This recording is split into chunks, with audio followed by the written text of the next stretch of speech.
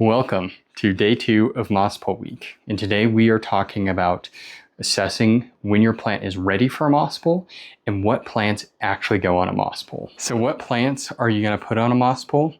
Well, that's any kind of plant that climbs. In nature, a lot of these plants would grow up trees. So we're using a moss pole to mimic that natural growing environment. And so how do you know if it climbs? You're looking for nodes or aerial roots coming out of the plant. And so that's going to be something like mini philodendron, pretty much all pothos, syngonium, other types of epipenum, and monsteras especially. And when is that plant ready? Well, it all starts in the prep work. So I have a plant here that I know I want to put on a moss pole, but I want it to mature a little bit first. I want some more roots, and I want aerial roots. So what I use is some kind of stake to hold that plant in place and still allow it to climb. I'm going to have to fashion it onto that stake. But once I see those aerial roots, it's reached maturity to where it's going to be ready to start rooting into a pole. But let's look at another plant that is a climber, but I didn't give it any kind of support.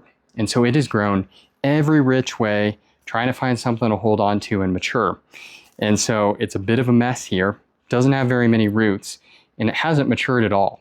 So this plant is not ready. I need to give it some kind of vertical support for it to start maturing and be ready for a pole.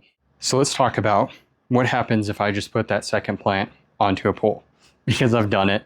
I've made plenty of mistakes as I've tried to figure out moss poles. This Philodendron verrucosum, I did just that. And kind of weaves up, never really rooted in the pole. And it took a really long time.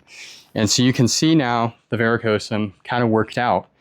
But because it took so long to start rooting in the pole, when it came to do chop and extend, the plant was still very dependent on the roots it had in the base pot and didn't have sufficient roots in the pole to hold on to all that foliage. And so what happened was I lost a lot of leaves and ended up with a much thinner looking pole.